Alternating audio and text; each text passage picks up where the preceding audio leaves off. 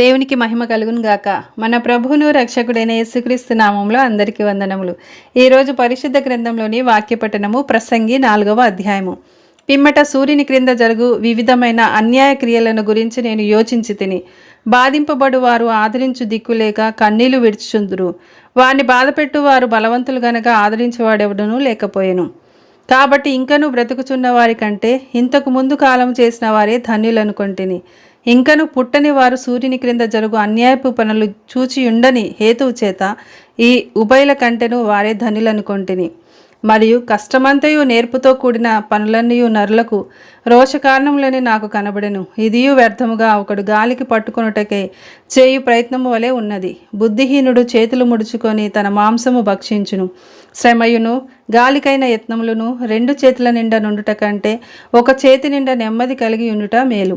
నేను ఆలోచింపగా వ్యర్థమైనది మరి ఒకటి సూర్యుని క్రింద నాకు కనబడెను. ఒంటరిగా నున్న ఒకడు కలడు. అతనికి జతగాడు లేడు, కుమారుడు లేడు, సహోదరుడు లేడు. అయినను అతడు ఎడతెగక కష్టపడును. అతని కన్ను ఐశ్వర్యం చేత తృప్తి పొందదు. అతడు సుఖమనున్నది నేను ఎరగక ఎవరి నిమిత్తము కష్టపడుచున్నానని అనుకొనడు. ఇదియు వ్యర్థమైనదై బహుచింత కలిగించును. ఇద్దరి కష్టము చేత ఉభయులకు మంచి ఫలము కలుగును గనక ఒంటిగాడై ఉండుట కంటే ఇద్దరు కూడి ఉండుట మేలు. వారు పడిపోయినను ఒకడు తన తోడి వానిని లేవనెత్తును. అయితే ఒంటరిగాడు పడిపోయిన ఎడల వానికి శ్రమయే కలుగును. వాని లేవనెత్తువాడు లేకపోను. ఇద్దరు కలిసి పండుకొన్న ఎడల వారికి వెట్ట కలుగును. ఒంటరిగానికి వెట్ట ఎలాగు పుట్టును? ఒంటరి యొగు నొకని మీద మరి ఒకడు పడిన ఎడల ఇద్దరు కూడి వానిని ఎదిరింపగలరు. 3 పేటల త్రాడు త్వరగా తెగిపోదు గదా. మూఢత్వం చేత బుద్ధి మాటలకిక చెవియొగ్గలేని ముసలి రాజు కంటే బీదవాడైన జ్ఞానవంతుడగు చిన్నవాడే శ్రేష్ఠుడు.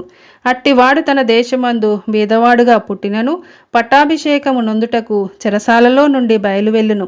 సూర్యుని క్రింద సంచరించు సజీవులందరూ గతించిన రాజునకు బదులుగా రాజైన ఆ చిన్నవాని పక్షంన ఉందురని నేను తెలుసుకొంటిని.